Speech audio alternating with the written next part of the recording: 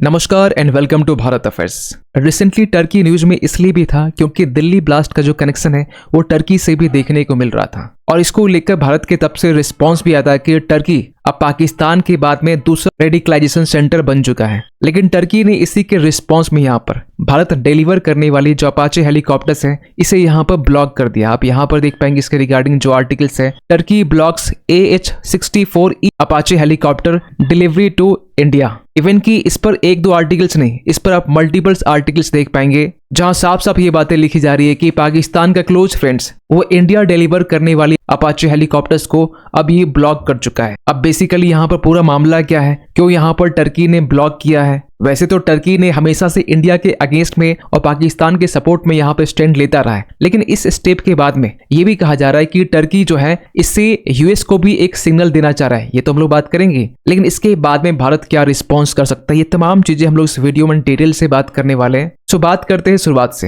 Actually आपको पहले बता दें कि 2020 के टाइम में यूएस और इंडिया के बीच में 6 AH-64E अपाचे अटैक हेलीकॉप्टर्स को लेकर डील की गई थी। आप यहाँ पर इसकी इमेज देख पाएंगे और इस अपाचे हेलीकॉप्टर्स की जो डिलीवरी है इसमें एक डिले देखने को मिला, लेकिन फाइनली जुलाई 2025 के टाइम में यूएस की तरफ से 3 अपाचे हेलीकॉप्टर्स की डिलीवर की जाती है। लेकिन इसके डिलीवरी में थोड़ी सी अड़चन इस चीज की कि यूएस जो है वो डायरेक्टली इस अपाचे हेलीकॉप्टर्स की जो डिलीवरी है वो इंडिया को नहीं करता है। इसके लिए यूएस वाया यूरोपियन कंट्रीज का यूज करता है। मींस यूएस पहले इस अपाचे हेलीकॉप्टर्स को यूरोपियन कंट्रीज को डिलीवर करता है, इसके बाद में ये टर्की में डिलीवर किया जाता है और टर्की से ये इंडिया में डिलीवर किया जाता है। मींस यहाँ पर वाया 2 रूट के जरिए इंडिया में डिलीवर की जाती है। क्यों हम आगे हम बात करेंगे, लेकिन आपको बताना चाहते हैं कि जुलाई के बाद में जो अगला जो 3 अपाचे हेलीकॉप्टर है इसकी डिलीवरी जो है ये नवंबर 2025 में होने वाली थी और सेम रूट यहाँ पर डिसाइड किया गया था, लेकिन टर्की ने रिसेंटली इस चीज को यहाँ पर ब्लॉक कर दिया है। आप यहाँ पर देख पाएंगे Turkey refuse to give air space clearance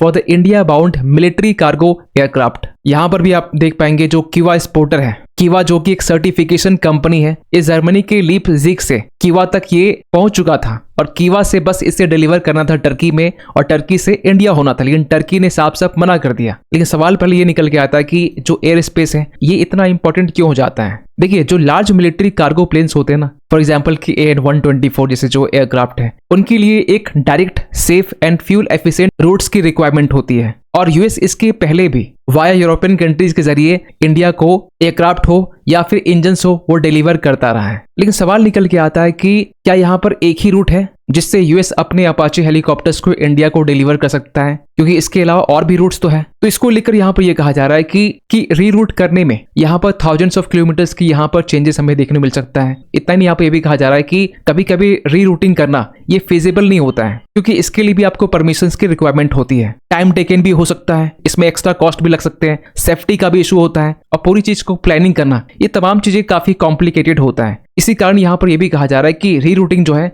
ये थोड़ा मुश्किल है, इसीलिए इस अपाचे हेलीकॉप्टर्स को वापस यूएस ले जाने की बात की जा रही है। लेकिन अगेन ये सवाल निकल के आता है कि ये जो अपाचे अटैक हेलीकॉप्टर्स है ये भारत के लिए क्यों इतना इंपॉर्टेंट है। पहली बात तो ये है कि भारत इसे खरीद ही रहा है, स्पेशली लद्दाख के रीजन को लेकर, LAC और हाई एल्टीट्यूड वॉरफेयर को लेकर। और ये हेलीकॉप्टर्स इसलिए भी इतना क्रूशियल है क्योंकि एंटी टैंक मिशंस के लिए, नाइट अटैक ऑपरेशंस के लिए, चाइनीज आर्मर से एंगेज के लिए, माउंटेन्स और सर्विलांस में सपोर्टिंग इन्फेंट्री के लिए और स्ट्राइक मिशंस के लिए ये जो अपाचे अटैक हेलीकॉप्टर्स है ये इंपॉर्टेंट हो जाता है। लेकिन टर्की ने ऐसा क्यों किया? आपको बताना चाहते हैं कि टर्की पाकिस्तान का परम मित्र है और रिसेंटली आपने ऑपरेशन सिंदूर में भी देखा होगा किस तरीके से टर्की खुल के पाकिस्तान के सपोर्ट में था। इवन की टर्की की तरफ से खुद का जो बाइकट्रिप TB2 जो ड्रोन्स है ये भी पाकिस्तान को सप्लाई भी कर रहा था। लेकिन रिसेंटली इंडिया और टर्की के बीच में ऐसा कुछ हुआ जहां पर ये कहा जा रहा था कि इंडिया की तरफ से जो टर्किश नेशनल डे है जो टर्की अक्टूबर के टाइम में सेलिब्रेट करता है, इसे इंडिया की तरफ से स्किप कर दिया गया, जिससे टर्की काफी नाराज भी था। टर्की को यह भी लग रहा था कि यहाँ पर जो साइप्रस है, जो ग्रीस है, इनकी बातों पर भारत आ चुका है, क्योंकि इसके पहले ऐसा हुआ नहीं था। और जस्ट आज से कुछ दिन पहले दिल्ली ब्लास्ट को लेकर ये भी अपडेट निकल के आ रही थी कि दिल्ली ब्लास्ट के जो सस्पेक्ट्स हैं इनकी जो कनेक्शन है ये टर्की से देखने को मिल रहे थे। इस पर यहाँ पर भारत की तरफ से रिएक्शंस भी देखने को मिला, जहां पर यह कहा गया कि पाकिस्तान अब तक और इवन की आज तक भी रेडिकलाइजेशन एक्टिविटीज में शामिल रहता है, लेकिन पाकिस्तान के बाद अब टर्की का भी नंबर आ चुका। टर्की को लेकर यह भी कहा जा रहा था कि जो टर्की है ये दूसरा पाकिस्तान बनने वाला है। इसके पहले भी भारत की तरफ से टर्की को ऑपरेशन सिंदूर के बाद में जवाब दिया गया है। आपको बताना चाहते हैं कि जो इंडियन टूरिस्ट है जो टर्की जाते हैं, जो टर्की एक ह्यूज नंबर में विजिट करते हैं, इस पे एक गिरावट देखने को मिली थी ऑपरेशन सिंदूर के टाइम में।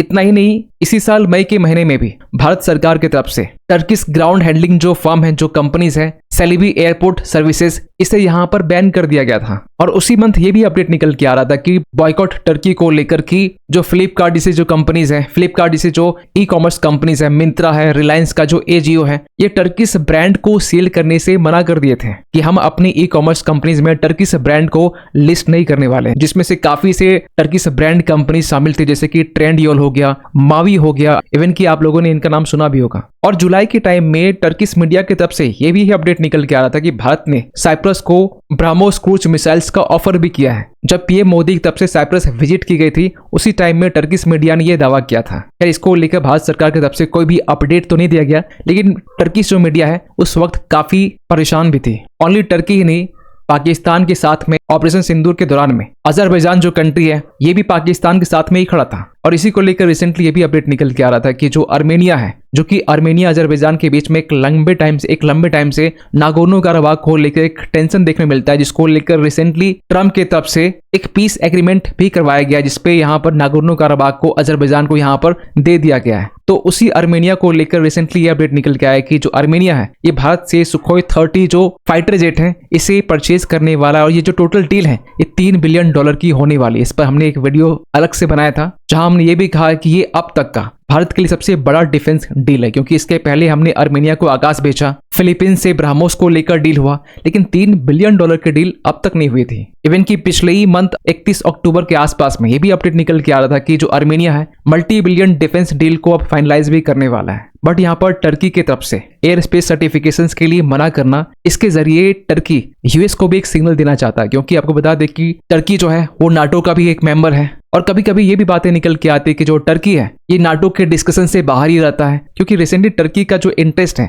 ये एससीओ की मेंबरशिप बनने में खासकर ज्यादा था, क्योंकि इसके मेंबरशिप्स को लेकर इनकी तरफ से अप्लाई भी की गई थी। ब्रिक्स के मेंबर्स बनने को लेकर भी बातचीत चल रही थी। और इन सब के बीच में ट्रम्प की तरफ से टर्की को यह कहा गया कि जो आप रशिया से ऑयल खरीदते हो, इसे तो भले आप बंद करो, नहीं तो आपके साथ जो F-35 का जो डील हो रहा है, ये भी रोका जा सकता है। इतना ही नहीं, 2019 के टाइम में, उस टाइम भी ट्रम्प प्रेसिडेंट थे, टर्की की तरफ से सीरिया में एक मिलिट्री ऑपरेशंस की जाती है। इसको लेकर जो फ्रेंच प्रेसिडेंट इमैनुअल मैक्रोन, ये भी नाराज होते हैं, ट्रम्प भी नाराज होते हैं। उसके बाद में ये बातें चल रही थी कि जो टर्की है, इसे नाटो से एक्सपेल कर देना चाहिए। लेकिन सवाल ये निकल के आता है कि क्या टर्की को नाटो से एक्सपेल करना ये मुमकिन है? तो नाटो के जो प्रोविजंस है, बाकी दूसरे जो ग्रुप्स है, फॉर एग्जांपल कि यूनाइटेड नेशन चार्टर, या फिर जो यूरोपियन कंट्रीज हैं, या फिर ट्रीटी ऑन यूरोपियन यूनियन, उनमें काफी से प्रोविजंस हैं, काफी से आर्टिकल्स हैं, जिसमें ये बातें लिखी गई है कि किसी भी मेंबर्स को एक्सपेल किया जा सकता है। लेकिन नाटो को लेकर यहाँ पे ये कहा जाता है कि नॉर्थ अटलांटिक ट्रीटी को लेकर यहाँ पे ये कहा जाता है कि इसमें कोई ऐसा प्रोविजंस नहीं है जिसमें किसी भी कंट्री को सस्पेंड किया जा सकता है। खैर, अब सवाल निकल के आता है कि भारत किस तरीके से इस चीज को रिस्पॉन्ड करने वाला है टर्की को।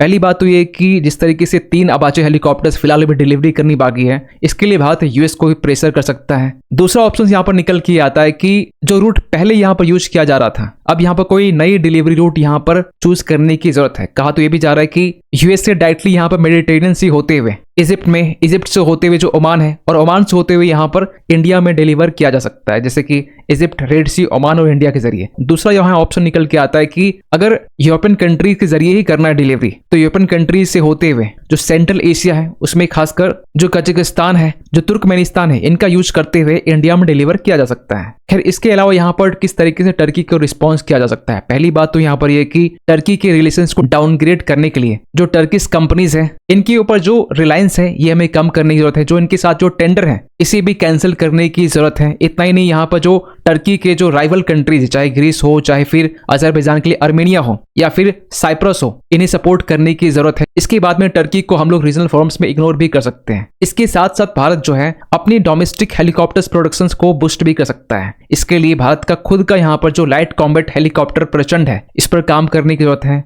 HL रुद्रा को अपग्रेड्स करने की जरूरत है, और जो फ्यूचर अटैक हेलीकॉप्टर्स प्रोग्राम है, इस पर और भी ज्यादा काम करने की जरूरत है। खैर, आप क्या सोचते हैं पूरे अपडेट को लेकर? कमेंट कीजिएगा। मिलते किसी अगले वीडियो में, तब तक के लिए थैंक यू सो मच।